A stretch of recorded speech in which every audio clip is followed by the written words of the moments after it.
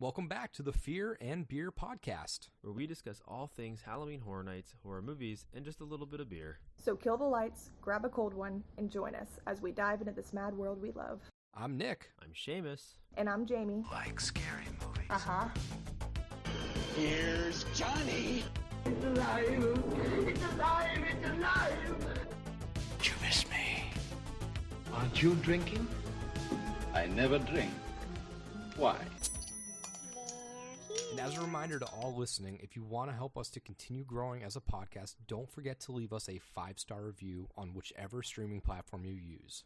To stay up to date with us and all of our episodes, be sure to follow all of our socials. You can find us on Instagram, Twitter, and Facebook at Fear and Beer Pod.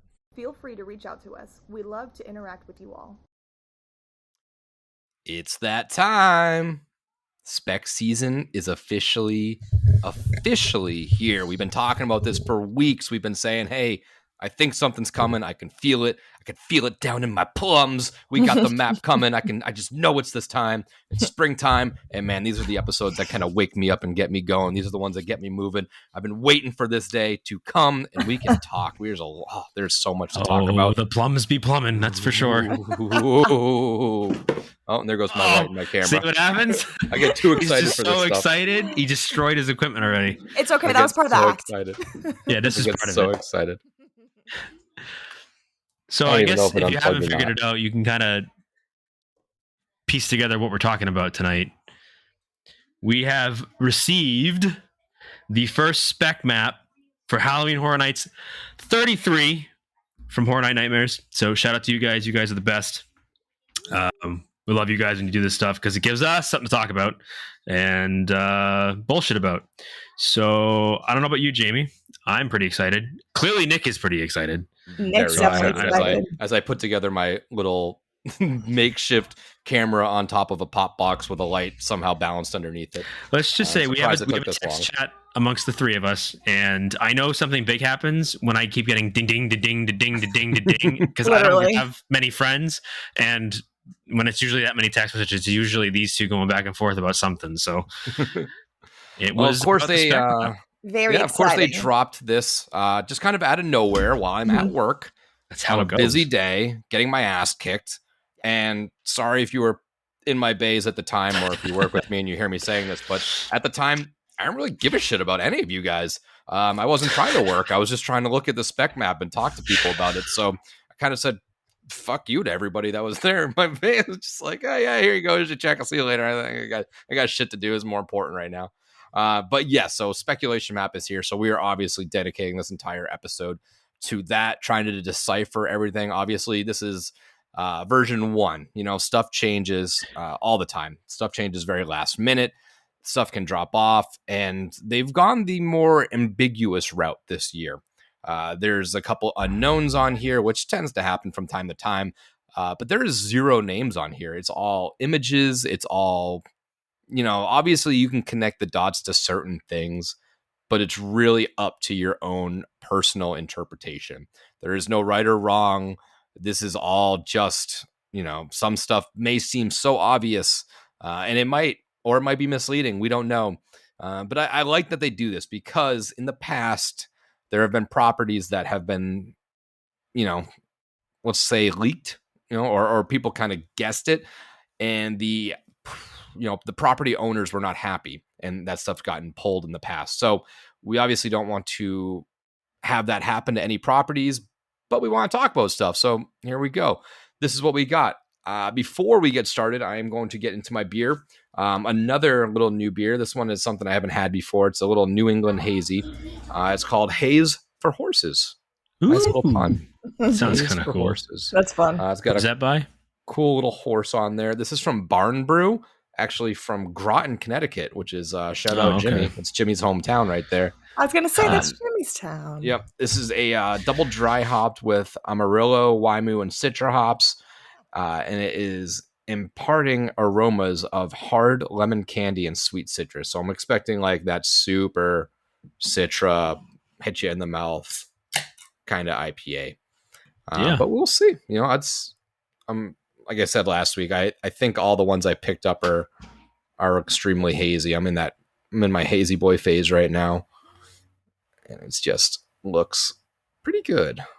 Looks better than the glass I used last week, because the glass I used last week had some schmutz in it still. I don't know. It's a little too bright. Cool can art, but it's hard to see on the old screen right there. Let's give this a little sip. That looks really good. Yeah, it smells That very looks very super. citrusy. It's Looks thick. You can't even see through it. Yeah, it's it looks like a super thick- heavy. He's a thick ass boy.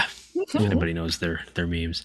I'm actually drinking something different tonight, just so everybody knows. Wow. Ooh, we got- Crowd. This is simply because This is a of how special season. This is just a special episode. This is special. No, I really do need to start drinking like better beers for the podcast. But this isn't anything wild. It's not really related to anything, but it is a Florida staple. You can get it anywhere now, I think, but especially here. And it is a good old High Lie. High Lie Tall Boy. Because Classic. High Lie is for those who live the high life. Get it? And it's not but Miller, because don't- Miller is disgusting. Ugh. But yeah, so I don't really need to give you a taste test. I'm sure most of you have had this, but I'll give you the pour. 2 for 2 on IPAs tonight. Jamie, are you drinking anything tonight? Or are you protesting because I made you skip out on Dave and Buster's? No, I'm not protesting because we skipped out on Buster's, and this interrupts my inside- Buster's night. We're recording on a Inside Wednesday. baseball, Jamie is a Dave and Buster's fanatic. And I said, I need to talk about HHN. I need to talk about this. So for listeners that don't know, I don't know how many of you don't know this, but Jamie is a connoisseur of the claw machines. Yes. Arcade. So I don't games. know what games all you of it. prefer at Buster's, but she regularly makes a stop at Horror Nights to do claw machine for a little while. It's a necessity, So if you ever wanna especially on find opening us- night. So yeah, so if you want to maybe run into us, check out the game Check out the arcade, arcade. and we might be there. But yeah, to get back to it, I was just so distracted with Buster's on my mind. But I didn't think I had anything left in the fridge. But just because it's such a specialty episode, I was scurrying around, and my classic Old Faithful Pineapple High Noon was just sitting waiting there for me. So it was perfect. All right. Well, I do feel like this will be a little bit of a beefier episode. Okay, so we're going to jump right in. We have the speculation map in front of us, and we are going to start at the front of the park and work all our way around. So the very first location on this map, Soundstage 23A, the image is that of South America. It has the whole continent of South America. That is previously, right? Well, so just to clarify, it's Central and South America. So it's Mexico, and then the little connector there, Got where the like tail Panama end is and stuff, Panama Canal, and then South America. So it could just be South America, but I just wanted to clarify for anybody attacks you and says it's not just South America. So it's Central and South America. Well, that's a good thing, because some of these ideas are more tied with And it more very well central could be. than more central than southern. It could So. be. But yeah, it's just an outline of the continents right there in the countries. This is previously where Blood Moon Dark Offering was. This was code name Flan. Okay, so we'll come back to that. Possible ideas for this. I think the first one is one that is probably unfortunately not going to happen. But the first one would be Creature from the Black Lagoon. He is from the waters of the Amazon, or the Brazilian Amazon rainforest. So that kind of ties in there with that Brazil being a part of that continent. The other two that I think are the more likely outcomes are both seemingly from Hollywood. Hollywood and Orlando has been known to have a La Llorona house, which comes from that, South American style. La Llorona was a house at HHN 23, and it was a house at Hollywood in 2011, 2012, and 2022. So that's an option there. The most likely, I think, is the house from last year called Monstros, the Monsters of Latin America. And it actually won House of the Year last year from Hollywood. Now, going back to that code name, Flan. Flan is a very famous Mexican sweet recipe, sweet staple. It didn't originate in Mexico, but their influence has kind of evolved the recipe to make it more of a cultural thing down there. It's called like creme caramel, Flan is the Spanish term for that dish. I don't know if it's like you said. I don't think it originates in Mexico specifically, but it's a staple in Spain and a few other countries of that sort. And of course, Spain colonized much of South America and much of Central America. So it would be, it would make sense that that dish came across the ocean when that happened. But that is a good tie-in. I actually kind of agree with you with the idea. This could very well just be that house from LA. I don't really know what else ties into this. My other thought was maybe we're getting chupacabra again, because I think, what did I see? This is a stretch, but a lot of flan dishes are made with like goat cheese. So goat chupacabra is the goat eater, right? I mean, isn't that kind of where that comes from? Mm-hmm. I don't think that's going to happen. I think it's more. I think you have a really solid idea. I think that if anything, it'll be that house coming from Hollywood. I think with the success that it got, this was a big one for them. This is like a big original. I feel like originals for them really are more missed than hit. So I did kind of dive into that house a little bit because I didn't really, we don't do Hollywood. We don't really cover it as much because we don't get to see it. I don't want to like to one day. Yeah, I'd love to get out there and I'd like to cover it more, but I also don't want to like cover something that I know I'm just not going to see. Sorry. So if you're listening for Hollywood updates, we're not really your go-to. We're Orlando based. Yeah. But this is sort of in Spanish. So it says, Ten Cuero with La Muerta as your guide. Try to survive the night with these 3 terrifying legends. So the monsters of Latin America were represented by the, oh God, Jews. I don't know. I'm just going to spell it. It says Tlahuelpuchi, Tlapuchi. Oh. I think it's like Tlahuelpuki or something along those lines. Roommates when we meet them. So clearly, the 3 of us are the whitest people in Florida, and we can't speak any other language other than English. So we apologize. We don't mean to butcher the language. I'm going to refer to it as the T word. I should have my 8-year-old come over because she's taking English language, Spanish language courses. Gabby, say what this is. But that's a type of vampire or witch that lives with its human family. It's able to shapeshift and suck the blood of infants at night. And it has kind of this glowing aura when it's shapeshifted. So sort of vampire-y kind of deal. The second of the monsters is La Lechuza. That's a Spanish word for a type of owl, specifically a barn owl. Through the myths in popular northern Mexico, it is an old woman shapeshifter into a giant owl, and it takes revenge on people who wronged her during her life. That might be my favorite one. That one sounds really, really cool. And then the last of the 3 monsters that were focused on in that house was El Ciblon, also known as the Whistler. And it is a legendary figure in Colombia and Venezuela. And it's associated with the Los Llanos region. And it usually describes a lost soul, sort of a brother or something like that. So if you look at pictures of the costuming from this house, it was phenomenal. The Lechuza was really, really cool with like that weird hybrid-y bird animal figure. But that's really what I got so far for this location. Did you watch the walkthrough for the house from Hollywood? I don't think I watched the walkthrough, but I did see images of when they first announced it, and I saw just pictures of it. But is that something you'd be excited for? Is this a little too chupacabra-y? Like it still feels cryptid-y. No. I think it's different Very enough. Different. I think chupacabra is very specific, and the problem with chupacabra for me was that there wasn't a lot of outside of the big puppets. There really wasn't a lot of chupacabra in it. It was more like sounds and again, taking nothing away from that house. That house was really, really good. I just kind of wish we had gotten a little bit more chupacabra in it, but either way, it was fine. This seems like it's a little more, maybe somewhat of a compilation house, but maybe just taking a few different myths and, putting them in one and kind of giving you a story of each, which I think is doable. But I'm a sucker for anything that's new too. Like I want to see new things that I've never heard of before, or I had never really experienced before.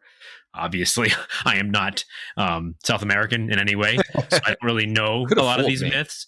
But it's really cool to experience different cultures in various ways, whether it's food or language or whatever it might be.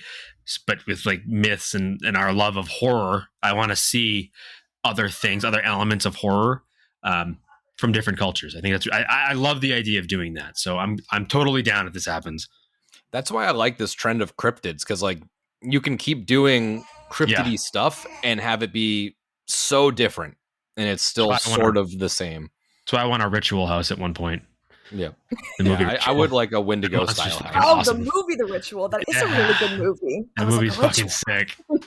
That is really good. Wendigo would be a fun little creature. But I guess I have those three. Jamie, is this the one that sticks out to you the most? The monsters of Latin America? Yeah, definitely. I have watched the walkthrough for Hollywood.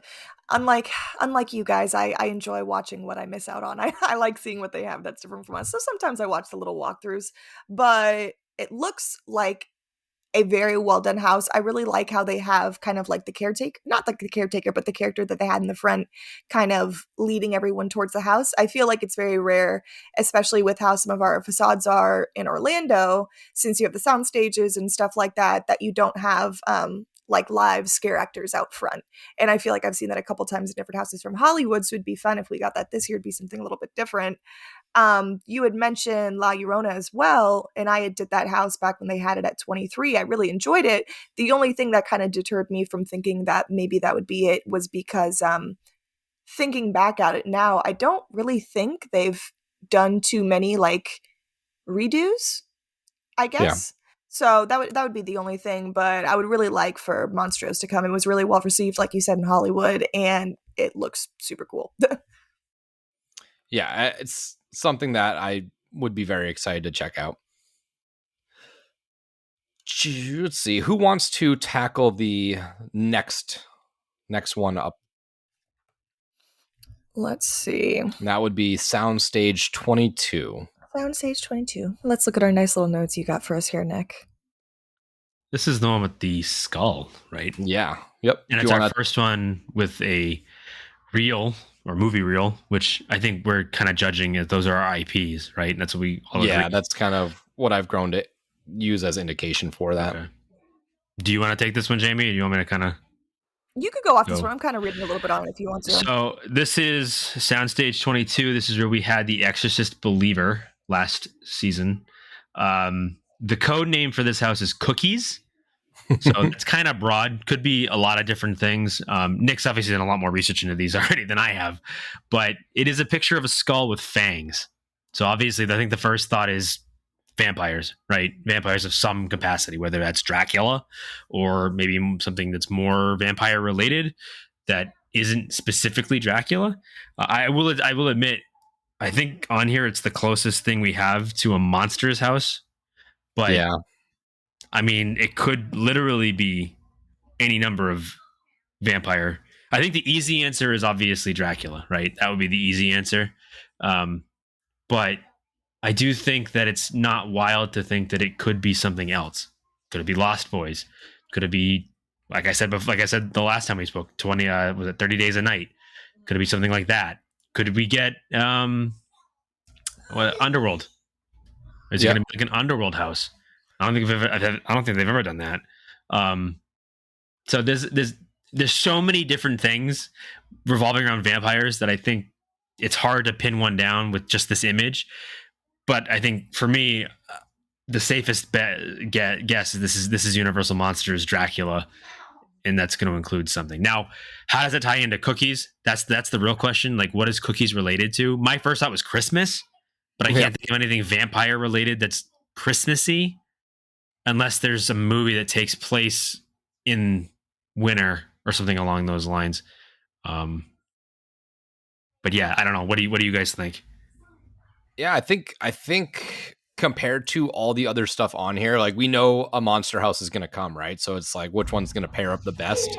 There's another image on here that, could be related to monsters as well, but I think it's heavily pushing towards something else. So I'm leaning towards Dracula as well.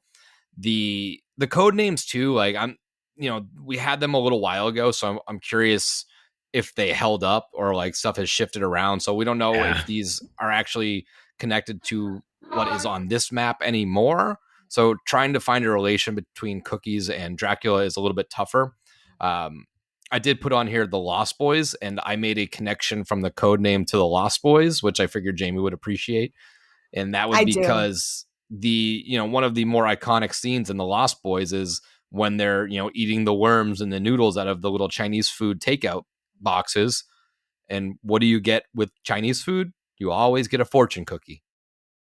That's true. That's my tie-in for Cookie. Is that if this was the Lost Boys, I would literally fucking cry, throw up, scream. I would be so happy. But I don't know. I don't think they would do it for me. I don't. But yeah, that's just my. Mhm. That's my. I mean, I would be pumped if we nail like 8 out of 10 of these houses. Like, are you kidding we were talking me? about this stuff like a week or 2 weeks ago before this even dropped. So if we nail like more than 50%, like we can see things. We can see the future. That's we're starting to figure out this HHN stuff. Mm-hmm. I would be pumped if it's Lost Boys too, though. Yeah, literally I think Lost Boys would be really, really cool. But again, vampire is so vague; it could be anything. I missed how did you link Cookies to it, Nick? Though I missed that. Sorry. So I linked Cookies to the Lost Boys because one of the major scenes is when Kiefer is eating like the noodles and worms out of the Chinese takeout. Yep. You always, with your Chinese takeout, your Chinese food takeout, you always get a fortune cookies. Yeah, I could see that. So again, probably a bit of a stretch, but I could see it. Oh, huge stretch. Okay. I'm surprised you didn't mention it, Nick. Sorry to interrupt you, but when we first saw the spec map come out, you mentioned at work the other day, and I just can't get it out of my head now because I really wouldn't like this. But you had mentioned, you were like, it kind of looks like the skull from the Reign of Kong. Like the skull, like a Skull Island kind of thing. And it really does. And I'm like, damn, would they do another like ride-based house again, like they did with Drooling Dragons? Like that's interesting to think about. But I don't know. I just that ride's just not that great to me, and I'm not a huge King Kong fan like that. Yeah. Plus the vampire fangs are too. That's obvious. the only thing. Yeah. It took me a little bit because obviously, like I said, when this thing came out, I'm like scrambling around trying to like figure out what stuff is. I'm like, I have nothing. I don't have the time to really investigate right now. But once I got home and kind of started to look at these a little bit more, I was like, okay, all right, those are fangs. I think it's too long for fangs because I thought it was tusks off the rip when I first saw it. I thought they were a little too long to be fangs. So I was like, it kind of looks like tusks. And I was like, I mean, that's a possibility. Yeah. I mean, I could see it, but yeah, I think if we're not going to get Lost Boys, we're definitely not getting Tusk. That movie's incredibly obscure. Yeah. But any other thoughts on the little not Dracula, but the little vampire-y skull kind of thing before we move along to the next one? I think we got it all. All right. Jamie, do you want to tackle the next one? Yeah, so for the next one, we have the Cadillac symbol for the Soundstage 23B section. So previously, this was the Stranger Things house from last year, and the code name that they had for this one was S'mores. So we had thought about it when we first saw this on the spec map, but we kind of put 2 and 2 together that we were thinking Nick was he's been really deep into this, so he's been thinking of a lot of theories for us, but we were thinking that it'd have the correlation with Ghostbusters driving the Cadillac, the Ecto one in the movie, and then he had related the s'mores to the Stay Puft Man with the marshmallows, and for a little insight here as well, thinking ideas about doing a Ghostbusters, the first one and the second one kind of mashup, or the Ghostbusters Aftermath and Frozen Empire mashup possibly, which if they were going to do a Ghostbusters house, I feel like since they already did the original by itself, I feel like they would probably do a mashup house for this iteration, if this would even be Ghostbusters. But I feel like that's kind of the gist of what's swirling around right now, and I think that would make the most sense too with the other rumors we've heard possibly, but you never know, things could still change. It's still very early, but it is exciting to think about it. Yeah, and I typed that one wrong. It's Afterlife, so that was my bad. No, it's okay. That's what I was like, Aftermath, and I was like, no, I sound like a dumb idiot. Yeah, but that's the rumors right now. Like it kind of came out first as like, we're going to get Ghostbusters, so how do we tie this to Cadillac? Obviously, the Ecto 1 was like a 59 Cadillac or something like that when he picked it up in the first movie as a complete beater. But the rumors came out that it was maybe we're going to get like a Frozen Empire style one, because that kind of encompasses the whole series so far. All the ghosts are back, but then now it's kind of leaning towards that. They're going to lean into that Ghostbusters 1, being that it's the 40th anniversary, and they're going to sort of mash up 1 and 2 and give sort of a best of style hit. Obviously with the first house, it was kind of not received amazingly well. It was a pretty well put together house, but I think it just sort of fell flat on a couple things, and they had like random stuff sprinkled in there. It was heavily Ghostbusters 1, but you had various other people in that. Like you had the Scalesi brothers from Ghostbusters 2. You had like the walking Uncle Sam character, which was in the remake one that was in the mid-teens with the all-female cast. So they kind of like still blended a couple random people or a couple random ghosts into that house. But what would you rather have? Would you rather have something of the new life being a Frozen Empire-y, cold house, frozen New York, or would you rather have that retro-y callback for 1 and 2? As much as I would like the retro kind of callback, I think it would be really fun after seeing the trailer for the new film and just seeing how everything would look. I could just picture in a house. I just think it would be phenomenal. Like you said, they could do with the weather play and stuff like that, make it cold. And also the creatures or like the monsters that they have in the new film, seeing it from the trailer reminds me a lot of the demon characters that they had in the Exorcist house from last year, kind of with those like elongated bodies, long fingernails, and the long horns. And I think that the costuming for this would look really, really cool. Although it would be nice to, especially with the anniversary coming up for the film, it would be nice to have a little reminiscent house as well. What about you, Seamus? Ghostbusters. Sorry, there's a lot of background noise, so I wasn't trying to be annoying. Now that you say it, this is clearly Ghostbusters. I didn't think of that. Like, I was trying to figure out like what movies have a Cadillac in it, and then Ghostbusters, Ecto 1. And then the s'mores kind of just ties right into that, right? Marshmallow. I just feel like it's too obvious. Yeah. I would assume that because the movie's coming out this year, that it'll probably be more related to the newer movies. But I could see it kind of being like a compilation mashup between like the older movies and the new movies, just because you've got, the classic characters in the new movie. At least you've got Dan Aykroyd and Bill Murray, right? So you've got Ernie Hudson and Ernie Hudson. I forget the character that plays Janine, but I think she's back as well. Yeah, so they're all in this movie. So I could see it being like either a mashup or just focusing on Frozen Empire. But I think it's pretty much a given. If we're already getting a Cadillac symbol in s'mores, somebody knows something. Something's adding up here. Yeah. That's a headliner right there, right? You put Ghostbusters on the marquee and everyone comes running. That's probably, as of right now, your biggest IP, if that's really happened. Well, I don't want to say the biggest IP, but it is one of the two bigger IPs, if that's what's going to be on it. That is a merch mover for sure. For sure. But yeah, so I think, I don't really know. As much as I love Ghostbusters, we did have it about 5 years ago. The house for me was kind of like, take it or leave it. I enjoyed it, but it wasn't something that I was like, oh, I gotta go into Ghostbusters right now. I need to do it again. I need it. But I'd still be excited to see it come. Obviously, it's a classic for a reason. And if you want to hear me talk more about Ghostbusters, we are actually covering that on the other podcast, Popcorn Time Machine. We putting that out because of Frozen Empire. So check Popcorn Time Machine out on all podcast streaming platforms. Self-shame plug. But we talked about that a lot. So we have a lot more information. I'm kind of all Ghostbustered out at this point. But yeah, it's exciting. Obviously, it's a soundstage, so you're going to get that big stuff. I hope we can get some stuff that we didn't really get. Like I want to walk up to the firehouse entrance. Like I want to walk up through that scene. I want to see the Stay Puft Marshmallow Man more than just like the little head that walked behind the rooftop. They used that forced perspective look for us, and it kind of fell flat for me. You didn't feel that scale. And then you look at something last year like Dueling Dragons, right? The dragons, while they were static and sort of kind of meh, the scale of that scene was phenomenal. You walk in, it's like you're actually walking into a castle.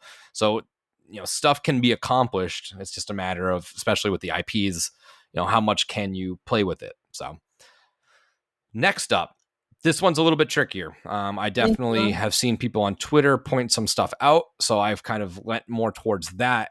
And if this is leaning into stuff that people may be thinking, it excites me a lot.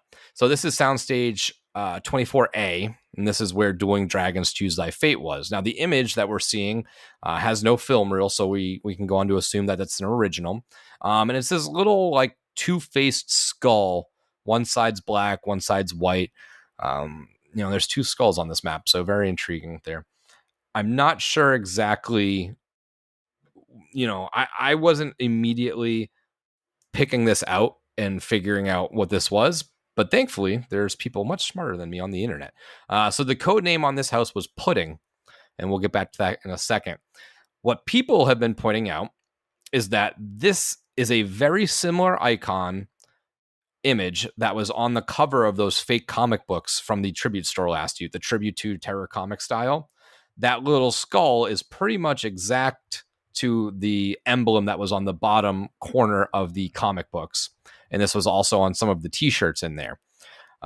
If you don't remember, the Tribute store was this really cool comic book store, and each room had a story that was taking place in one of those fake comic books. And the curator, again, HHN loves using icons that are these: the director, the usher, the caretaker, usher in the curator. But he's the narrator of the Tribute store, and he guides you into each story. This also takes place in McPherson's Collectibles. That's like an image that's on the one of the windows in there. And if you weren't familiar, McPherson was a freelance photographer who was sort of linked to the Bloody Mary story, who was, I think, her third victim, and he was hired by Boris Schuster. So this is leading a lot of people to think that this could go one of two ways. It could be like stepping into those comic books, or it could be some sort of blend between that and like another Legendary Truth, Boris Schuster style house. The only connection I can make with Pudding, and this is a stretch as well, but what kind of person is putting 2 and 2 together? And that would be a detective, and that would be Boris Schuster. You're smart. I would have never thought of that. I would have never thought of that. I was thinking like putting like the chocolate vanilla swirl pudding and maybe like the black and white Casablanca Noir, kind of like the Legendary Truth in the comic books. That could be it too. Well, I mean, and I feel like during that time too, like girls would always say like, "Hey there, Pudding." Who is this, Harley Quinn? Are we getting a Suicide Squad house? But that's really the most of a stretch, I think, on this whole map. But are either of those kind of interesting, like entering the comic book world or doing another Boris Schuster Legendary Truth style house? What do we think about that? Because if this is like a comic book store come to life and we have like the curator as a character and we're going through all these different tales, the Tribute of Terror, I'm in. That sounds super cool. I thought the Tribute store was one of the best in a long time. The theming was immaculate. The imagery was great. And I just had a good time in there. Definitely gave me like Tales from the Crypt vibes, which would be very cool if they did something that style with the comic book. I would love that. I think that'd be awesome. And I think it'd be something that we haven't seen before, which would be a nice breath of fresh air for some of these houses too. But I also wouldn't mind the Boris route with the Legendary Truth, because I did really enjoy that house. I kind of like the bit of the mashup house, how it takes you from one room to another and you're going into a different scene by scene, which I think is really fun. Yeah, I'm cool with either. I think the comic book idea is a really cool idea, and you could tie in Schuster to it anyways. Yeah. Like it could be both, maybe like Schuster's the line of comics or something like that, and it's actually more of a house stylized like the Tribute store was, where it was it's more of like it gives you that feeling of being in a comic book. I could totally see something like that happening, which would be really cool, and I'd be down for. And maybe the whole like split face, how there's like two faces. It did reveal to us in the Tribute store that this was the Schuster brothers detective agency. That was, I think, the first time it was really referenced that there's a second Schuster out there. So maybe it's sort of like that two detective style storyline where maybe one's, good cop, bad cop style thing. That would be cool. But yeah, I'm all in on this comic booky style store. It's something that hasn't been done before. And I'd be really interested to see the creative team really sink their teeth into something like this, because that would be a lot of fun. Jamie or Seamus, who did we go to last time? Oh, I think it's Seamus' turn. You think it's Seamus? Oh, Seamus did Cadillac, Yeah. right? No, Jamie. No, it was that was Me. Jamie. Oh, okay. Yeah, so it's me. Seamus, why don't you tackle this next one? And this is Soundstage 24B. This is where, was it Dragons? No, it was the one next to Dragons. What was the one next to Dragons? Yeti. This is where Yeti was. And this is a image of a lollipop. And this is not an IP. I mean, sorry. Yeah, this is not an IP. This is an original. Mm-hmm. And my guess is that everyone kind of thinks the same thing. That this is potentially Sweet Revenge. We might be getting a scare zone converted to a house. Something else we've talked about before recently. The code name is Fudge too, so that also lends itself to candy making in some capacity. There was I think Nick took a note here that was actually a good catch, as there was one of the little kids scare actors in that scare zone that had fudge all over his face. So does it tie into that? He was like just a proppy kind of person that was pulled in the wagon, the little fat dead kid or whatever. Right. And this is also, not that it means as much, but if this is in that soundstage, this is over where that scare zone was. So do we get some sort of tie-in back to that scare zone with the house in that same area? Maybe. I guess there's other ideas too. I'm just going to steal what Nick put down. The Lollipop Guild from Wizard of Oz. It may be a little bit more of a stretch, but it's not a terrible idea. And it very well could just be another completely original idea. But I feel like it's too close to the Sweet's Revenge scare zone that I don't think that you can completely discount it potentially being related to that in some way. So I don't know. What else were you guys thinking? There's really not a lot else to infer from the image other than a lollipop. Yeah. I'm trying to think of anything else that we've seen those in that would be. I mean, again, it's original, so it's not necessarily something that you would have seen in popular culture. So. Yeah, if there was like a film reel, my mind would obviously be like kind of trick or treaty. But with it being original, I think we're left to just assume Sweet Revenge, right? This is exciting because we've been talking about this, and I'm going to toot our own horn. I don't care. We did our guess map way back in January, where we did 10 properties and houses and just put it out there and said, hey, just from like us being around HHN so long, like we've kind of caught on to trends. We kind of understand what people want. And we picked Sweet Revenge as a house in that same location. So if this comes to fruition, yeah, I'm taking credit for this one.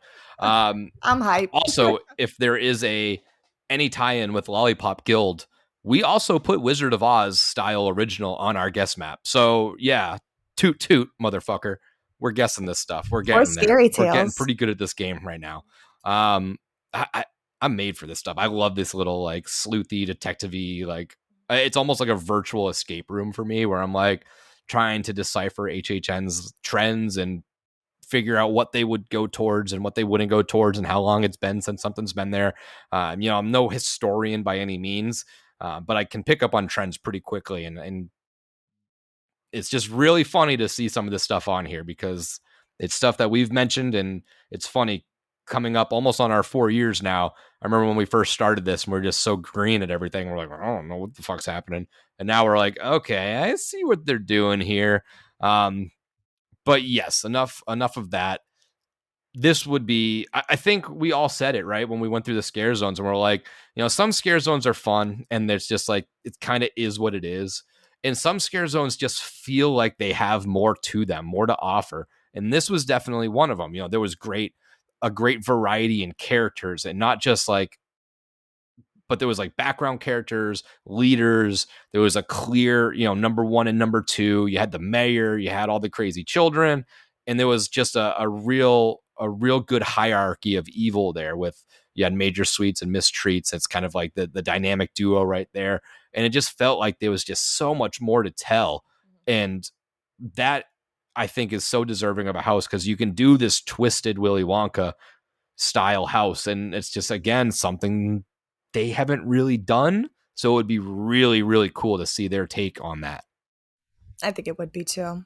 And I think that's what everyone's leaning more towards. But then again, I don't want it to be too obvious, but I feel like they got to give us a little something here. Like something that would just add up and make sense, which I think this would. Yeah, I'm all on board for Sweet Revenge House. And if we get, and of course, this is version 1, right? Stuff's going to change. Stuff's going to switch locations.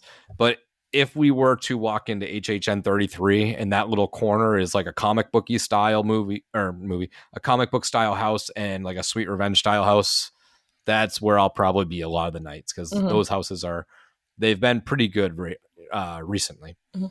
All right. Who wants to take that next one? Is this Jamie up now? This one is sort of like a big question mark one, but. So basically, this one is at the good old Fast and Furious soundstage for the ride queue, which is where Chucky Ultimate Kill Count was last year. And this is the unknown IP that we have on the map right now. So automatically with this one, I thought, and I see Nick had put it in his notes on here too, that this could be Five Nights at Freddy's, our unknown IP. The hint, the clue, the food item, the code name was pie for this one. Is that what you would put on there, was pie for this one?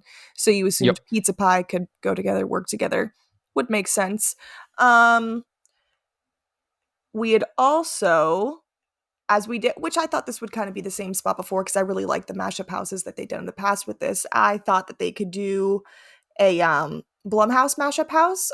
Nick also put a little jot down on here, probably for Imaginary and Totally Killer, which I have not seen Imaginary yet, but I've seen Totally Killer and I really enjoyed it. And I've said since we've watched it that I could see it being a part of a house if they ever did the Blumhouse 2 parts again. And I've heard good things about Imaginary. Nick and Seamus went to see it recently, so from what I've heard, they enjoyed it. But I'll definitely have to check that out soon. And then another fun one on here that I think would excite people very much, including myself, is Terrifier. That could be our unknown IP as well. But what do you guys think this unknown mystery could be? I think it's sorry, I don't know. It's waiting for me or whatever. But Me and Seamus were having a stare off. If you only listen to us, go check out YouTube. I think it's almost too obvious that it's for Five Nights at Freddy's. And the only reason I say that is because the code name is Pizza Pie. Now, I'm not putting a ton of stock into it and into the code names, but Pizza Pie, there's been rumors that Five Nights at Freddy's is going to be a house. I think that's too obvious, but obviously there wasn't enough there for our friends at Horror Night Nightmares to make a determination. So, this is unknown. It could be anything, but I think that it makes too much sense for it not to be. We did see Imaginary. It was a fun movie. We did actually talk a little bit about how it could possibly be some sort of house.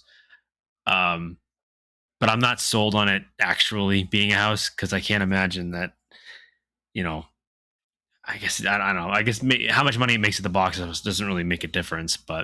And I haven't seen Totally Killer, so I don't know what that is yet. But I think Five Nights at Freddy's is probably the biggest option so far. Like, that's the one I think is the biggest possibility. Yeah, we talked. Go ahead, Nick. We talked last time where Five Nights at Freddy's has sort of like dropped off. People are saying that it's not talked about anymore. And I'm still in the mode, and I'll probably be the only one standing here at the end of the day.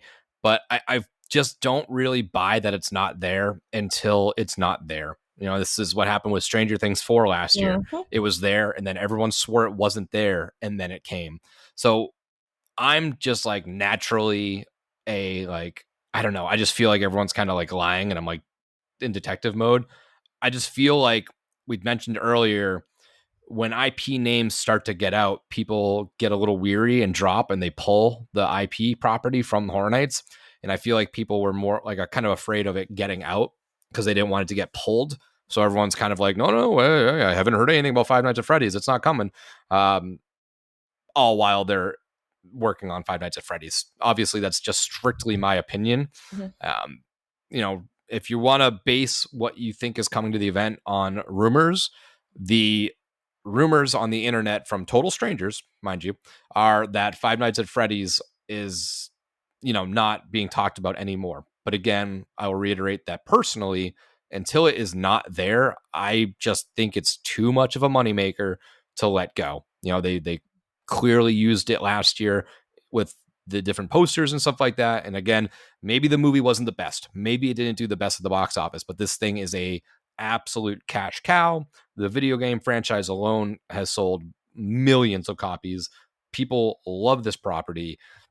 And don't tell me there's a way they can't do this, because Universal Horror Nights does unimaginable things in some of these houses, and they pull it off with absolute pizzazz. So if anybody could accomplish a Five Nights at Freddy's house, it would be Universal Studios. So that's kind of where I'm at. Now, we also did list the Blumhouse mashup with Imaginary and Totally Killer. Totally Killer, shame is it's fun. It was on Amazon Prime. It's a Blumhouse. It's sort of like Back to the Future meets slasher. It's really fun. Again, it's not an amazing movie, but what Blumhouse movies are, like they had Freaky there. People want to use like the box office thing, and you said it doesn't really matter, and I agree. The box office doesn't really matter. If you put Blumhouse's name on it, it's just gonna have notoriety. Freaky only made $18 million at the box office, so it's not like that thing was doing amazing numbers either, and it was still featured at Halloween Horror Nights because of the imagery, because it had like a very distinct killer, and both of these have that. Imaginary does have some scenes that seem like they were built just for Horror Nights. The whole, otherworldly area is like just a prime example. Now, I don't think it could carry a whole house, which is why we think it could be a split. And Terrifier is there just sort of as maybe hopeful thinking.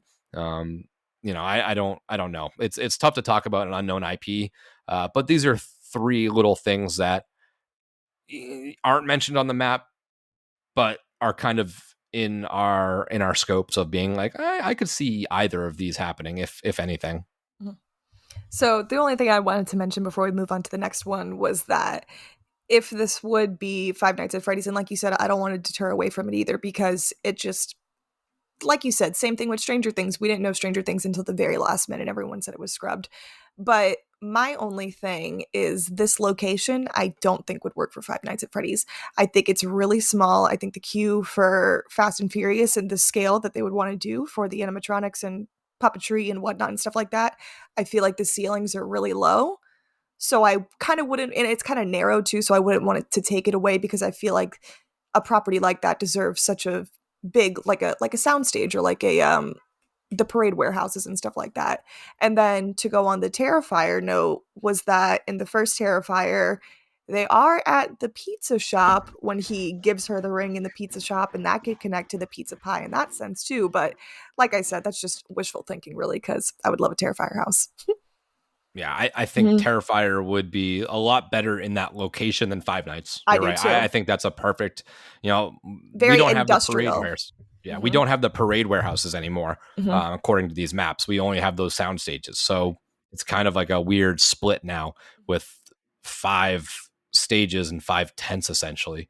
But yeah, it's an interesting point. But, I'm sure we'll find out more in the Spec Map 2.0. Moving right along, we are over at Sprung Tent 3, which would be one of the new Sprung tents. So nothing has been there previously. Now, the entrance for this is where you entered Dr. Oddfellows last year. So this looks like it would be one of the shorter walks to those new Sprung Tent locations. Where it kicks you out, I do not know. Just a little note, I couldn't find the actual square footage of the current Sprung tents, the 1 and 2. But just to put it into perspective a little bit, supposedly these new ones, they're more rectangular. They're about 1,700 square feet. The Soundstage 22, where we had Blood Moon, is about 8,300 square feet. So it's similar, like size-wise, probably not height, but in square footage, it's a a little less than 1,000 smaller. So yeah, okay. 7,200. You said 17. I just want to make sure that we clarify that. Yeah, 7,200 square feet, and then 8,300 square feet So is slightly the smaller than a soundstage. soundstage.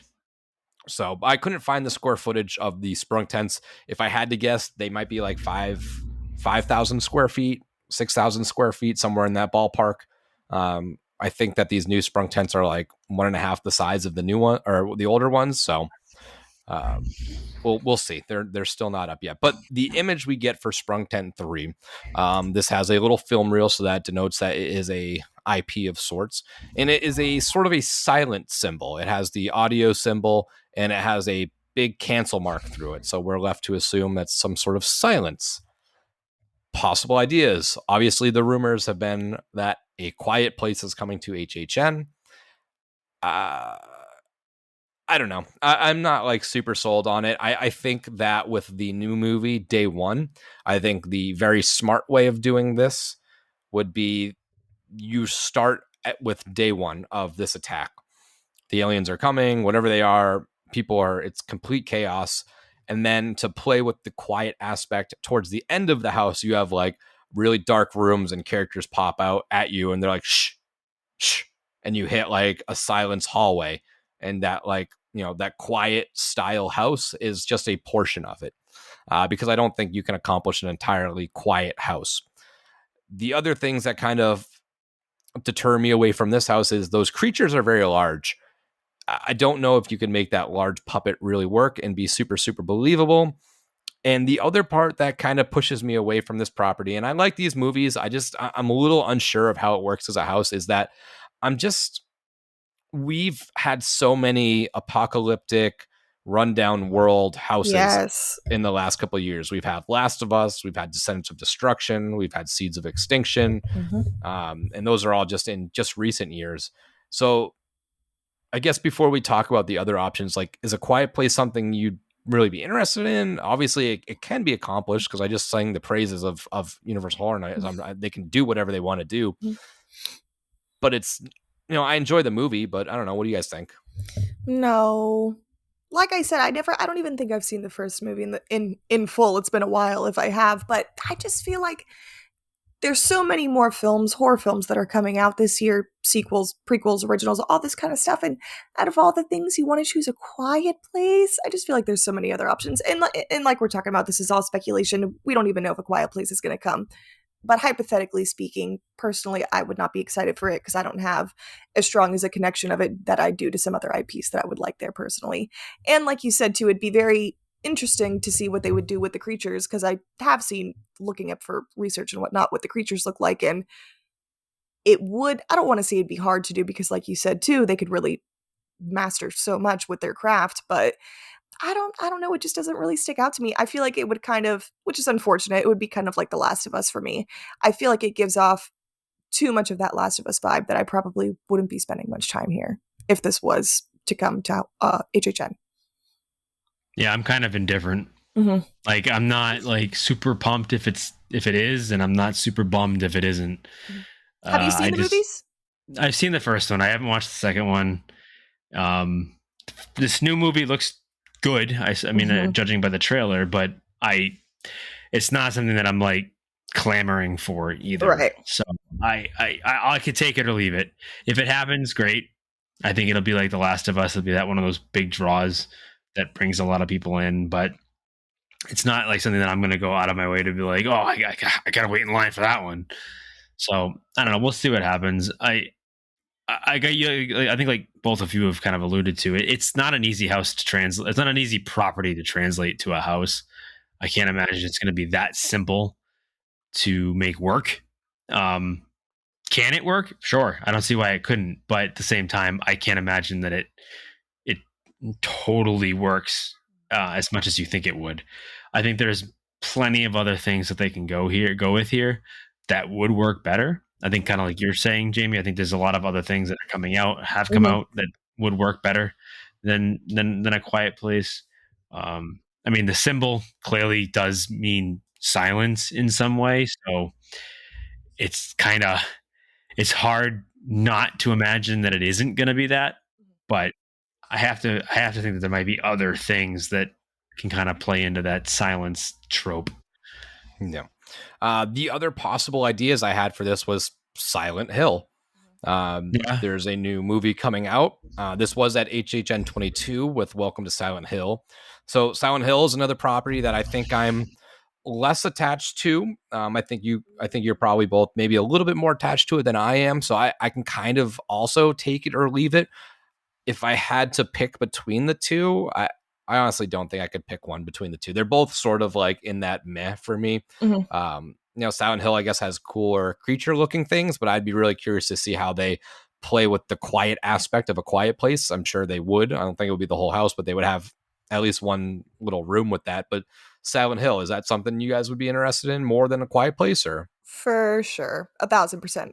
If they had Silent Hill again, because that year I unfortunately didn't get to go through that house, I would be clamoring. Exciting. Yeah, I actually like this idea.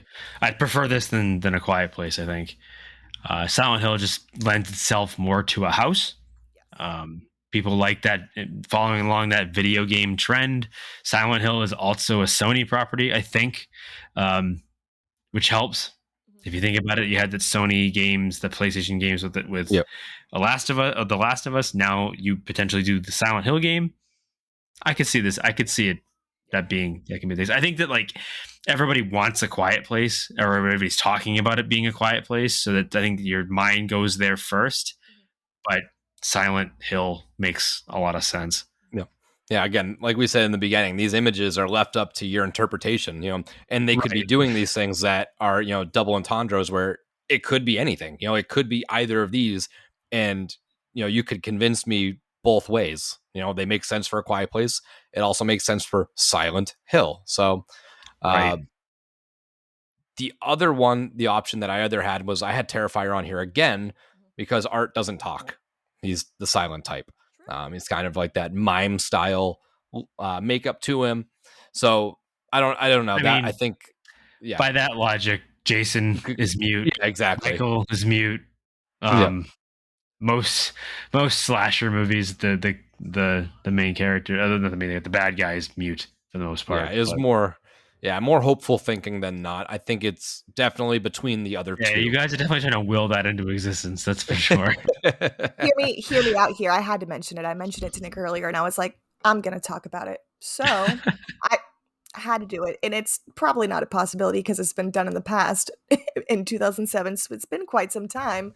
But the silence symbol, I was like, damn, what else? Silent Hill, A Quiet Place, and then I thought to myself, genius, dead silence. Hear me out. Oh, maybe.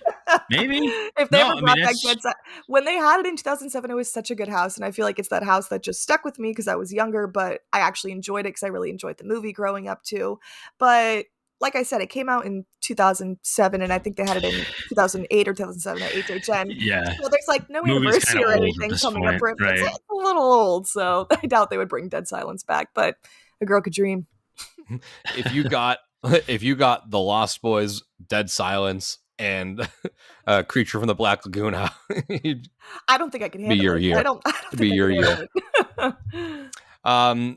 Let's move right along now to the next one. Whoever wants to tackle this one, go right ahead. This is Sprung Tent 2, I believe. This is the unknown original. Yeah. Yep. Yeah, and there's no codename is Cobbler. Yeah. So we're left to this one again unknown. This literally could be anything. I think we talked about this before. We did mention Wizard of Oz, cobblestone, brick road. I mean, cobblestone and bricks are a little different, but they do kind of mean the same thing. Cobbler is generally, I believe, a Thanksgiving dish. Yep. I think traditionally it is anyways. And someone probably tell me I'm wrong. No, it is.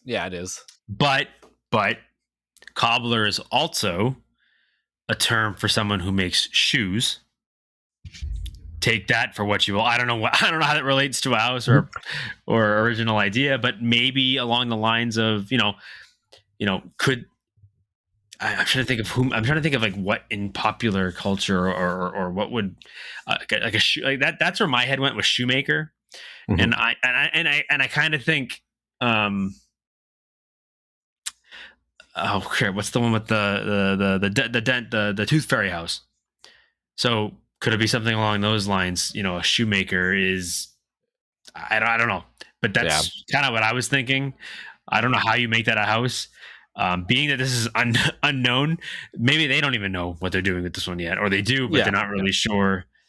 The other things we also had that tied it to Wizard of Oz was, cobbler being a shoemaker, obviously the ruby red slippers. Yep. Yeah. Now hear me out, okay? What if this is actually an IP, and who starred in the movie The Cobbler? Adam Sandler. What if we get a Hubie Halloween house? I'd be down for Hubie Halloween. Oh my god, locked in. I watched that movie the other day. It's my favorite movie. We were swiping through Netflix looking for stuff, and he just panned over to Hubie Halloween and probably just sat there for about 5 minutes just watching the trailer of it. I'm like, are you gonna put it on? Because I know you want to. Boner donor. It is really funny. It's one of my favorite movies. I don't care. That's one of the best Adam Sandler movies of all time. This is the tent that Oddfellow was at, so it's a weird entrance. And again, unknown original. We don't need to spend too much time on it because who knows at this point? It could really be anything. So we'll just move on to the next one. Is this one me or Jamie? This one's me. One of you two. Yeah. Whoever wants to take it. I think this one's Jamie. Nick had some good insight on this one, so I'm kind of going to steal his stuff or what he put in our notes, but I kind of had my own insight on this one too, and I got mad at him, and I was like, wow, you're really not going to put my idea in the notes? He was like, don't worry, I will. So I'm for still this one... I'm mid-sentence typing, and she's yelling at me. So this is going to be in Sprung 1, and looking at it, this is where Darkest Deal was last year? Correct. Yeah, okay. So this is where they had Darkest Deal last year. So for the photo that we have, it looks like a bull or minotaur of sorts kind of deal with like the arrows in the background. So automatically Nick's mind went to Greek mythology, which is a very interesting tactic because I think the code name for this house was Baklava, if I'm not mistaken, which would kind of tie into the Greek mythology and stuff as well. Here we go. Nick put all his little notes on here. Baklava is originally from Turkey, Greece, and the Middle East. Possible ideas, Greek mythology. Also, this was the same idea and spot on our guest map in January for a Greek mythology style house. Had to throw that in there too. We did put Greek mythology original. We toot did. My horn. Toot. And then, like I'd mentioned before, this kind of resembles the Minotaur, which was part man and purple. He dwelt in the center of the labyrinth, which was an elaborate maze-like construction designed by the architectural Deidas and his son, Lacharis. Man, Nick really went into detail on this. So, essentially, Nick's on the road of Greek mythology for this one, but what I interpreted from this was more of a zodiac. From the bull, you would get Taurus, which the bull is the zodiac sign for Taurus, and then for the arrows, which would be Sagittarius, which led me to thinking that maybe we could get Dark Zodiac put into a house this year. As much as I wasn't thrilled with Dark Zodiac, I don't want to say I wasn't thrilled, it just wasn't one of my favorite scare zones from last year. It would be interesting to see them do back-to-back a scare zone into a house, but I feel like they haven't done it before. They did it with Killer Clowns, but then again, that was an IP. They had the scare zone, then the next year they had the house. And I think they've done it in the past too, but what are you guys thinking on this other than the stuff that we had mentioned already? Or if Shane is anything different? I didn't have a whole lot different. I think Minotaur is probably the closest thing to what we're gonna get, but I could see the Zodiac also potentially being there too. It's a possibility, but I think that I do think that the Minotaur makes the most sense as of right now. The arrows are what throw me off, only because that has to have something to do with it. It's not just the bull. So if it's something having to do with that Greek mythology that I'm unaware of, great, because I'm not sure, but that would be my guess. Yeah, this one took me a little bit to like research, and I was like, what is this bull image? Like, and then I really got into the Minotaur, Greek mythology style stuff, and I was trying to figure out, I was like, who killed the Minotaur? Who was he killed by arrows or something like that? But the folklore is that the Minotaur was killed by Theseus, but he was killed with like a club and like a sword. But it's funny enough, the person that in Greek history, Theseus, that killed the Minotaur, sometimes he was referred to as the son of Poseidon. So Poseidon's Fury House. yeah, I mean that's not happening, I don't think. But they definitely set a precedent that they're okay to do that stuff. I just don't know if they would do back to back stuff. But it did leave me down this big Greek mythology style house. I don't know. I'm in on it. I think I'm more in on it because again, I like to be right. I like the affirmation that I'm so smart, and we put Greek mythology in the same exact spot that it landed on the spec map 2.5 months ago. Even though it was a complete shot in the dark, it looks like it might have panned out. So we'll see. I don't know. I'm interested. I was never, I can't say I'm like a really in-depth Greek mythology kind of person. Like I don't sound like I know the history of it. I do research on stuff, but as soon as I put the information into my brain, it goes away. So I don't hold a lot of this knowledge, but it's an interesting style. I think it would be, I think it would give them a lot to play with visually. I think they could use a lot of that sound design stuff that they use with Dueling Dragons, that really mystically, magically weird sounds that like, the swishings and the whooshings and the ringing, all that stuff. I think that would be really cool.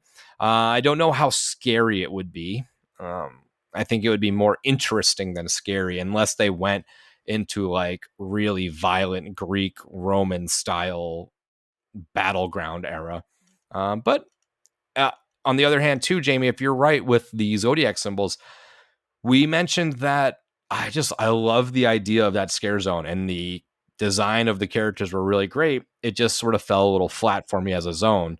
So I would like to eventually see that come back. I just don't know if it's too early or not. Seamus, did you have something to say? You waved your hand. I hit the hand by accident. Sorry. I was like, yes. Whoops. I was like, I haven't seen that before. I know, right? I was I like, you must button. be Sorry, itching to say something. I have so much to say. I want to keep quiet for now. All right. So I will wrap us up on this last little image. And this is over at Sprung Tent 4. Again, this is one of the newer ones. And man, if this is the entrance, that wear your fucking walking shoes, because this thing is going to be a hike. The image is a little crescent looking moon or waxing or waning moon. I don't know. It's a very thin moon with 3 little stars, and it has the little film reel, which denotes, once again, IP. No code name for this one. There was no code name for either of the new Sprung tents. So this one, the idea has come out that this is Nightmare on Elm Street. There was an image floating around. I first saw it from our friends over at HHN 365 that they found an image from the house at Carnival of Carnage in 2007, the Dreamwalkers house, that this exact image was used as a advertisement for the sleep well drug that, put people to sleep in the queue line. So it seems to be a direct correlation to that house, which leads me to believe, obviously, nightmares is a thing. But yeah, we last saw Freddy at HHN 25, so it has been a minute, and he hasn't had a solo house since 2007. So going off of this, that paired with Ghostbusters is your second headliner house right there. Interesting that it's in one of the new Sprung tents, but again, they're not that much smaller than those sound stages. And Nightmare on Elm Street isn't a property that like you need large vertical scale. You're in a boiler room. You're in these weird little dream rooms. You're not in these giant facades. Now, obviously, we want to walk up to the house on Elm Street and see that, but you can put that outside. We've had that in the past with when they had Halloween in the back. We've had that with Texas Chainsaw in the back, where we walked up to the house itself, and that was just the front facade of the entrance to the Sprung tent. So what do we think? Nightmare on Elm Street, is this image convincing you, or are you thinking it may be something else? After I saw 365 post that picture the other day, I was like, son of a bitch. I was like, amazing. It's gotta be. It's gotta be. But Yeah. if it is, it's very exciting if it is. I mean, I had to wear the Freddy shirt just because we're gonna be talking about it. So for those who Yeah. aren't watching right now, but it's really exciting to think that, like you said, we haven't seen Freddy in quite some time. So I think it's about time for him to make his return. Mikey's been back, Leatherface has been back numerous times. So I think he's a little long overdue. Yeah, I've got nothing to say. I mean, other than the fact that that makes a lot of sense. So 365, salute to you for coming up with that, because Hats off. I really don't. I mean, the only other thing I had was Wolfman. I don't know if you may have mentioned that, but That's exactly what I said. would be my only other guess because of the moon. But normally it's a full moon, and this is only showing a crescent moon, so it's probably nothing to do with have anything to do with it. My other thought was maybe some sort of space house of some kind. I don't know what property has come out recently that would kind of fall into that category, but because maybe that image they know what it is, so they put that out there as like a tease to kind of throw you off. But that's true. I don't know. Would they go out of their way to do that? Yeah, when this map first dropped, and I was again scrambling around work trying to figure stuff out, my immediate thought was like, this is the monster house, because Dracula, vampires are only out at nighttime and stuff like that. But then trying to figure out all the other ones, I'm like, Nightmare is pretty heavily rumored, so what could relate to that the most? Obviously the skull one looks more like a vampire teeth now, so it leads me to believe Nightmare. But yeah, the other possibility I had was the Dracula / Wolfman. But you're right, Seamus. I never put two and two together with Wolfman being full moon. I just kind of thought nighttime, and I was like, oh, well, Dracula and Wolfman change then. But yeah, so that is all of the houses. Scare zones are all unknown at this point. What do we think overall? And we'll touch quickly on the shows in a moment. And yes, I said shows. But overall, where is your excitement level now for HHN 33? If this were the event, which we know it will not be, things will change. But if this were the event, is it exciting? Are you hopeful for this year? Where are you at right now? I'm very hopeful for this year. This is exciting. I wasn't. I feel like I say that every time. You sound so enthused. No, I was just gonna say. I feel like every time the first version of the map comes out, I never get that excited. But the more we talk about it and the ideas that we've came up with ourselves, I feel like we're just kind of hyping us up to have like our perfect year. But that's just what it's lending up to be. It's a lot of strong contenders on here for the rumors that we've had, and seeing some of these pictures and cryptic images that we've been trying to figure out. It's fun, and it's about time that we have something to do other than all these other random episodes, which have also been very fun to do as well. But it's nice to get back into the swing of things, back in the season. More excited than I was than last year's first spec map. Yeah, for sure. Or second spec map, whatever it was. Whatever one that had Demon Hunter on it, a Demon Slayer. I was Demon Slayer, yeah. Nah, I'm good. So I'm more hopeful for this year being a solid year than I was last year. So I guess we'll kind of see where that goes. But I mean, I'm not willing with first spec map type stuff. I'm not willing to make a total be all end all call. I think that for what it is as of right now, what we're thinking could be a pretty solid year, but we won't know until we get more confirmations. Yeah, going back looking at the spec map from last year, I remember being like, this sucks. Like, I'm just not excited. This is very exciting. But again, looking back to that version 1 spec map, a lot changes. I expect maybe 2 of these things to actually be there, while I hope at least 4 to 5 of them are there. I am fully anticipating a lot changing. So we will see. Maybe the fact that they waited a little bit later this year, stuff is a little bit more concrete. They don't want to get burned as bad as they did last year. But who knows? It's still a guessing game to sort. So I'll quickly run through the shows. Again, we have a Fear Factor stage show, it looks like, and there's a little fire symbol. I don't think we need to debate anything. I think that is a clear indication of Nightmare Fuel. Yeah. I don't know why they wouldn't continue this. Obviously we've talked in the past that, we like the show. We would kind of like something a little bit different, but I still very much enjoy it. It's still a viable option when I'm not feeling houses. So I don't know. Are you guys have any thoughts on Nightmare Fuel being back. It's kind of sort of just a concrete cornerstone at this point. Yeah. I feel like we kind of knew it was going to be back. And, I'm not a big show gal myself, but let me tell you, I am a big magic girl. And I do enjoy all the magic. And I really hope, because they've been they switched it up last year a little bit, kind of using the same gigs.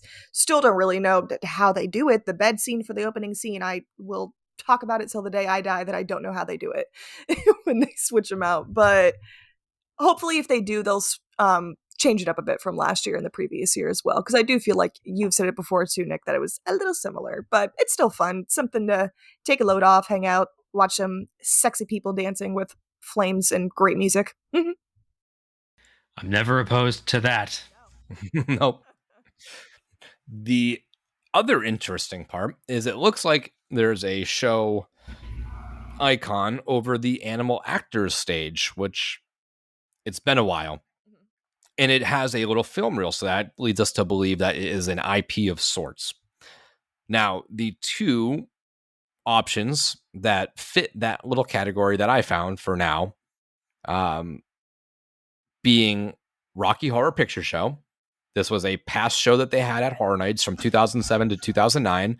It took a little break and it came back from 2013 to 2014. But it fits for Horror Nights.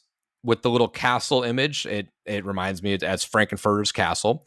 It's part of the lines in the song. There's a light over at Frankenstein's palace. It takes place inside the castle. It doesn't take a genius to kind of put two and two together. So the fact that it's been there before gives it a little bit more legs.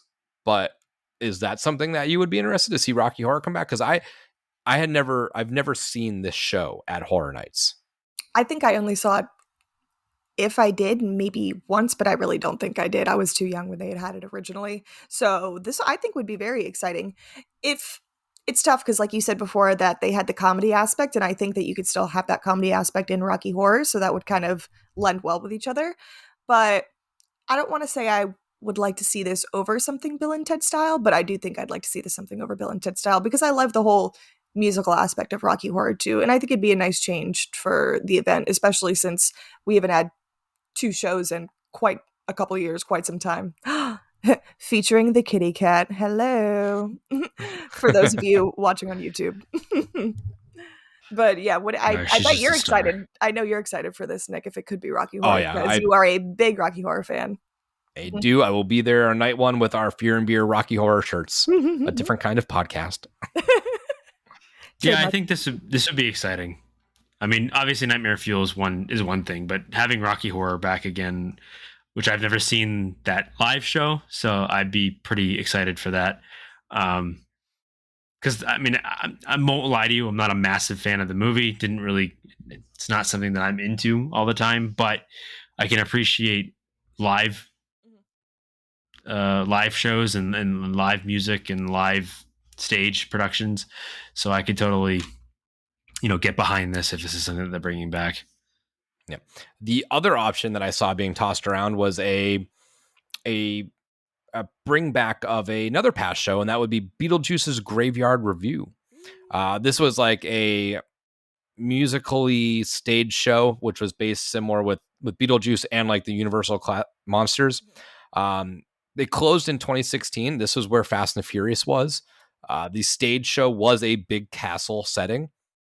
The new movie comes out September 6th, so it would make sense to kind of have the Juice Man back in action, and it makes a little bit more sense than Rocky Horror in the sense of promotion. So like, it's not like anything new. Rocky Horror is coming. I would probably enjoy Rocky Horror more than Beetlejuice, but this would kind of fit more in line with that live mic comedy style stuff that they were kind of talking about online, that maybe it's a Beetlejuice kind of comeback, and maybe the duo is, you have a Winona Ryder style character, or you bring in one of the monsters or something like that. But I guess, what do you think about having a Beetlejuice Graveyard show come back, and would you rather that or Rocky Horror? That's hard, because the Beetlejuice, the Graveyard Review, I definitely have done it. It's very fun. It would be very nostalgic to see it again, because I missed it when they got rid of it, and God forbid they decided to put Fast and Furious there instead. I don't understand, but yeah, it's tough, because it's trying to think of something you haven't seen before versus something you have seen before and having that nostalgia factor. But I think Beetlejuice Graveyard View would probably lend better to the event, essentially, than Rocky Horror. Not saying it wouldn't, but I think it has more of that comedic aspect to it as well. Even though I had mentioned Rocky Horror does too, I feel like you could do more of a stand-up show out of the Graveyard View, essentially. I think Beetlejuice reaches more of an audience That's than Rocky Horror does. I'm not calling out Rocky Horror for being a like underground or, you know, some sort of like lower tier thing. It is a little bit Culty. It's definitely got some sort of a cult fandom. I don't think that it's necessarily specifically cult fandom, because I think it's got a very large fan base, but I think Beetlejuice has more of a draw. So if you were to be like, hey, we're bringing back a Beetlejuice show, you're going to get a ton of people to, like, you know, through the gates. You're going to get a lot of you're going to get a lot of people to show up for that, just for that, let alone, you know, the houses. So I don't think that it's impossible that they bring back Rocky Horror, but if it's between the two of them, I actually would probably lean more towards Beetlejuice being the one that they bring back, because I think that it's just a bigger name. People are looking for it, you know, and we know Jess would be all about it. So over 365. Absolutely. But yeah, I think, you know, I could take either of these, right? I'd be happy with either of these. Another show is 100% what we've been asking for. We need a people leader. We need somewhere to put people.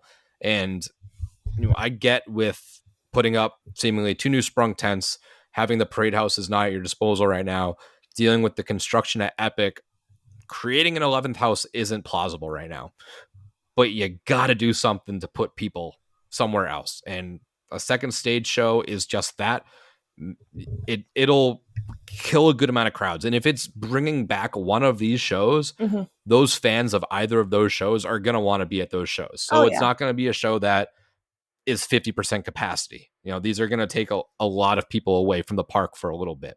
So it's nice. And it is a good option for people that don't necessarily like the Nightmare Fuel stuff. They might not like the loud explosions or the fire and how cramped it gets over there. This is a nice, different option for them to enjoy a show at Horror Nights if Nightmare Fuel is not their thing, which is nice. I think it's a good contrast in style. I agree. All right. Before we sign off, we have some call-ins. We decided to kind of push this episode out a little last minute, and I put a post out very nice, a couple hours ago, and within that we got a couple call-ins. So we're going to go through these call-ins. It's been a while since we've done it. We haven't really had stuff to call in about, you know. This is exciting though, so we wanted to hear everybody's thoughts on these. So let's see what we got. If I can do it correctly. Fear and beer, what is happening? This is Evil Adam from Blood and Guts HHN on YouTube. Pretty excited about this spec map. It looks pretty awesome so far. Curious to see how this changes from version 1 to version 2. And I'm wondering if the South America house is indeed the creature from the Black Lagoon. What's your thoughts? Have a good one and stay spooky. Yeah. Thank you for calling on in, Adam. Blood and Guts, always good to hear from you. Yeah, I don't know. Like, it really could be either way. You know, I think everybody here has been clamoring for a creature from the Black Lagoon house. You're preaching the choir here with that one. Yeah, that's definitely been on our list for a while. But I'm, as we talked in the beginning of the episode, I'm kind of leaning towards the Monsters of Latin America, being that it's, you know, just we have that precedent of, like, we've given Hollywood Scarecrow, and we're kind of waiting for that Hollywood original to make its way over to Orlando. So I'm kind of leaning in on that one, but I think maybe I speak for you guys both, but I'm not sure if I do or not. Seamus is attacked by the cat right now, so we'll go to whoever wants to speak on that. Yeah, as much as I don't want to diminish the thought of Creature being at HHN, because I've just wanted him there for so long, and like I've said in the last couple episodes we've done, when we've talked about him, I just feel like he finally deserves his recognition. So I would hope to see him in some aspect of the Monsters house, or if they do a mashup with whoever they would pair him up with. But it is interesting to think that your train of thought went to this as well, and so did Nick's, because I would have never put 2 and 2 together thinking Creature from the Black Lagoon coming from the Amazon, the water is just way in depth for me. I feel like everyone's so creative, but it's honestly a good train of thought, and I don't want to diminish it just yet because I love my creature. Yeah, I'm not ready to say that Creature isn't a possibility. I think they consider that an IP though, not an original. So you would assume that it would have a reel there, Right? but we don't know. I mean, maybe they consider those originals. Yeah, Who knows? Yeah, internally, we don't know what they do. Yeah, I'm not ready to like completely discount the idea, but I'm also not ready to admit that it's going to happen. I think that we're more likely to get Dracula over Creature, which and is I'm not fine. happy about that. Not happy about that at all. Don't need him. All right, let's jump into our next one here. Hey, Fear Beer Podcast. It's the Hulkster again, coming back at you. I'm looking at this thing, and let me tell you something. I'm so damn confused. The Cadillac, maybe I don't know what to get out of this. Out of a first round of a speculation map, this is the most diabolical and brain twisting thing I've ever seen in my life. I don't understand a damn thing on this. I'll tell you what, I'm doing Steve Austin again. I don't know how I got here. Well, let me tell you something, brother.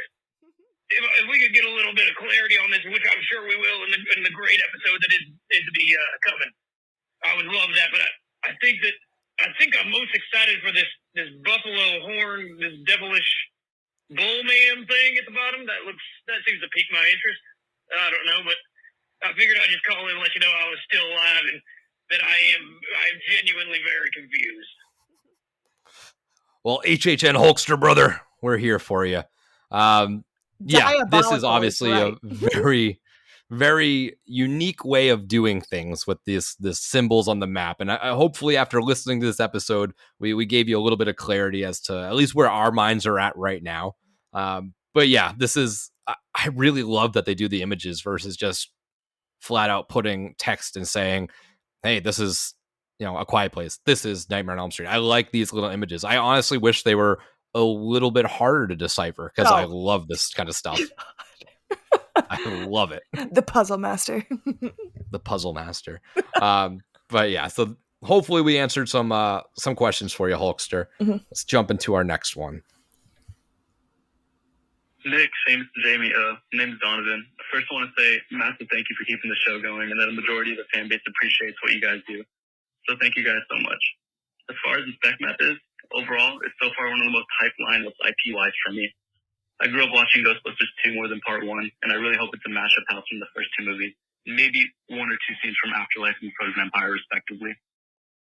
Nightmare on Elm Street making a comeback sounds awesome, too. I really hope it's in a sprung tent, so that's given the same treatment Halloween from 2014 was given. The Elm Street house as a facade sounds insane, and it can be a very personal and close-quartered experience. Sounds honestly horrifying. Even more so excited because Freddy holds some sentimental meaning for me, because the very first haunted house I ever did was Freddy vs. Jason when I was 9 years old. I think A Quiet Place could be very interesting if done right as well. But I'd prefer Silent Hill since the rumors were a bit split with them. And I believe there's a lot more content they can cover with Silent Hill rather than Quiet Place. The originals sound amazing too. Sweet's Revenge becoming a house seems cool since it's one of my favorites. All right, got a little caught off at the end there, but that was great. Man, Donovan, thank you so much for showing your appreciation towards us, because we do try to keep this thing going. We do this just about every week, regardless of in season, off season, or whatever. And it, we've mentioned this a bunch when we get all sappy. This is a labor of love. We're not making big bucks over here. We're just having fun. We just like talking about this stuff, and it's just something that we enjoy doing. And if 10 people listen, great. If 100 people listen, great. If 1 million people listen, great. It's more for us and the fans. And if you listen to us, thank you. That's super, super cool. And we're glad that we can that there's people out there like us that want to listen and talk about this kind of stuff in the middle of December, in the middle of March. So man, that means a lot that you actually, care so much to call in and pass along that sentiment. So that means a lot. Funny enough too, I wasn't 9 years old, but Freddy vs. Jason, that was the first year I went. I can't remember what my first house was that night back in 25, but that was what drew drew me down to Halloween Horror Nights. I've talked about this a little bit in the past, but I don't know exactly how I learned of Horror Nights, but Freddy vs. Jason was a big part of it. I think my friend Kelly Ann mentioned that, she was living down here at the time, and she's like, oh, they have this Freddy vs. Jason house thing. I thought of you, blah, blah, blah. And I was like, let me get online real quick, type. And I looked, I was like, all right, I'm coming down. I'm booking my flights. And I was there. And ever since then, I just fell in love with the event. I was living in Massachusetts at the time. I only got to visit once a year. It was generally mid-September around my birthday. And until I moved down here, I didn't get to do repeat nights. But Freddy vs. Jason was a very big reason why I came down to Orlando and checked out this event for the first time. So sentimental reasons, I'm right there with you, brother. It's just like very, very, very similar. What an awesome first house. Yeah. And you always remember your first house you did too, or at least I did. Mm-hmm. Some people do. I do not. I have a pretty not great memory. But yeah, I thank you so much for calling. That was nice. Awesome. Yeah, thank you. And then I think this might be the tail end of Donovan's. I think he called back in, so we can get the last part of what it was. Hey guys, it's Donovan again. I was in the middle of my rant and I got interrupted. Sorry about that. I was saying that I think A Quiet Place could be very interesting if done right as well. I would prefer Silent Hill since the rumors were a bit split with them, and I believe there's a lot more content they can cover with Silent Hill rather than A Quiet Place. And I think the originals sound amazing too. Sweet's Revenge becoming like a haunted house seems like insane since it's one of my favorite scare zones. I love the idea of a Greek mythology house, so I don't have any complaints for that. And a Latin American themed house sounds awesome. I'm just going to pretend that Chupacabra does not exist. My only complaint is the monsters fatigue I have. Just give Dracula a rest. And question, is the castle icon next to animal actor supposed to be Harold and Kumar? I've been hearing that, so I honestly don't even know. Thanks again, you guys. Much love. Some interesting points there. That one's wild. Not the Harold and Kumar. That's sick. Could you imagine? So I think a lot of your thoughts align with ours, right? Yeah. Where Quiet Place, where like I've heard it, but I think the rumor, I think Silent Hill has a little bit more to offer. The originals, Sweet Revenge, Greek mythology, Latin America, all this is really cool because it's all very different and very differently distinct items. And then the little castle signifying maybe White Castle.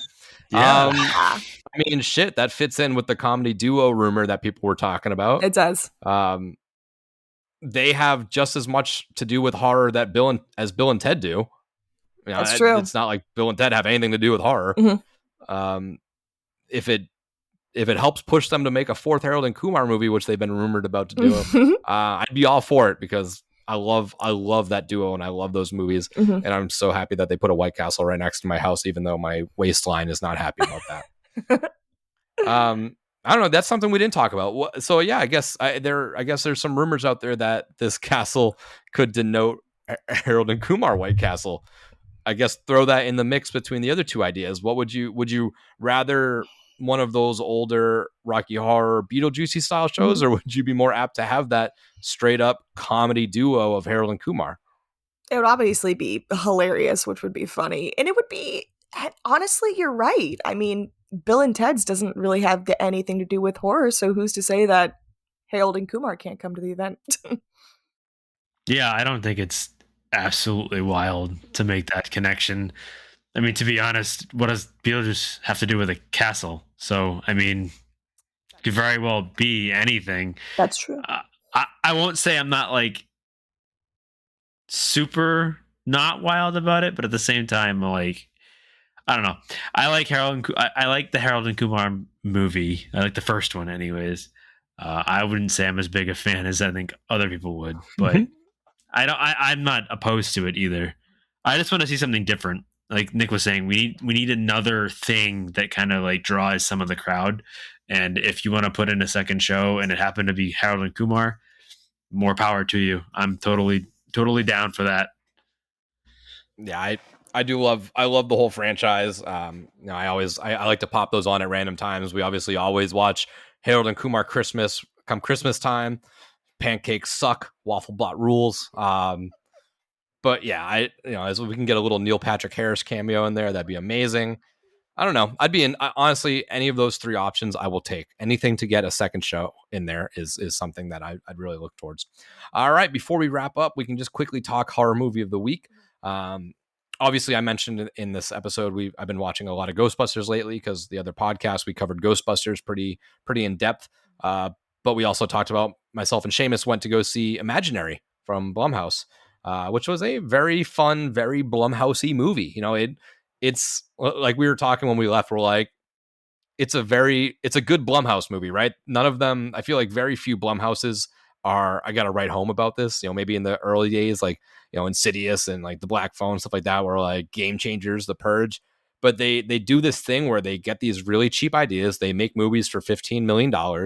You know, if they, according to experts, flop and make $20 million, they really just broke even. So like no harm, no foul. But if they make a movie for $10 million and it makes $100 million, like they're geniuses. So the fact that they don't go and get these crazy budgeted movies is really good. I thought it was fun. I thought it was interesting. I feel like Blumhouse consistently takes ideas of other movies that are about to come out, do a horror version of it, and put it out beforehand. You know, because we have this whole If movie coming out with Ryan Reynolds and John Krasinski. That's all about, it's more of like a kid movie, but it's all about imaginary friends. And it's like, oh, we can find a script for an imaginary friend horror movie. Let's make it and put it out in theaters and try to like ride the coattails of it a little bit. But I enjoyed it. The scenery was really cool. The imagery was fun. The story was pretty neutral. There was a decent little twist in there, which was I really didn't see coming myself, honestly. But I guess, Seamus, why don't you talk on it a little bit, and then we can kick it to Jamie to see if she watched anything different. Yeah, a lot of what you said. It definitely is a Blumhouse movie. It follows that same structure. You know, let's come up with a unique-ish idea, you know, because it's not like the first time we've seen like imaginary friend type movies. But it's a unique take on it. There's a pretty good twist. And yeah, I mean, it's like if it makes $15-20 million, they're still making money on it. So it kind of works out in their favor regardless. So it's a fun, you know, it's I'll put it this way. It's a good PG-13 horror movie. I know that like not every PG-13 horror movie turns out great because it can only do so much as a PG-13 rating. So these scares were pretty fun. There were a couple good jump scares, and I'm a sucker for practical effects. So when you have really solid practical effects, I'm all for it. So yeah, it was a decent movie. So if it's something you're looking for, you know, looking to do this weekend, go check this movie out. If it's still playing in theaters, if it not, should be. I think it just came out last week. So yeah. So if not, wait for it to be on Peacock or whatever. But yeah, because it'll probably be there in a month or a half or so. It'll be in Peacock like in a week or two. Yeah. Jamie, did you watch anything interesting this week? Yes, and I knew last week I was going to mention it too, other than we talked about The Strangers for the Shutter Sundays. I did watch something last week, and that's probably the most recent thing I've watched that was something different. But in the spirit of St. Patrick's Day approaching, I was thinking and I was like, I want to watch something holiday festive. So I put on classic Leprechaun, the first one. I haven't seen it all the way through in a really long time, and it still is terribly good, is a good way to put it, I guess.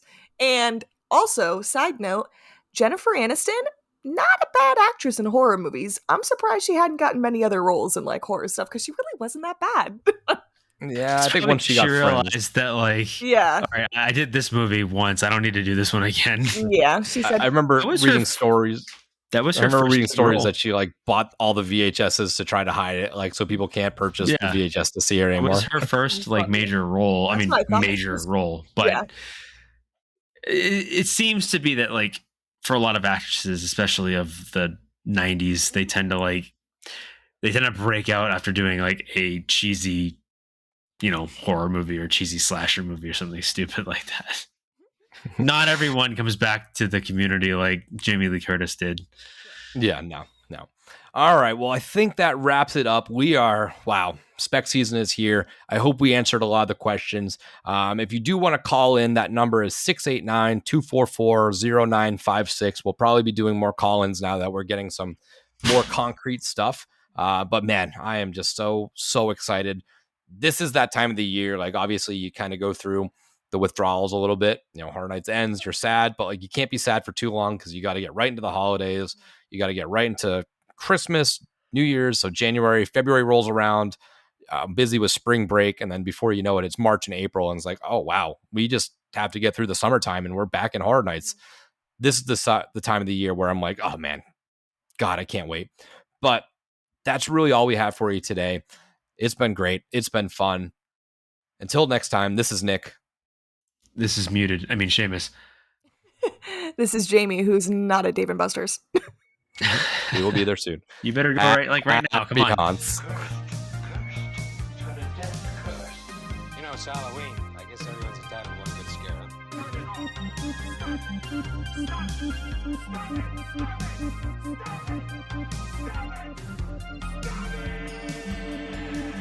And again, I would just like to thank Vampire Stepdad for letting us use his music for our intro and outro music.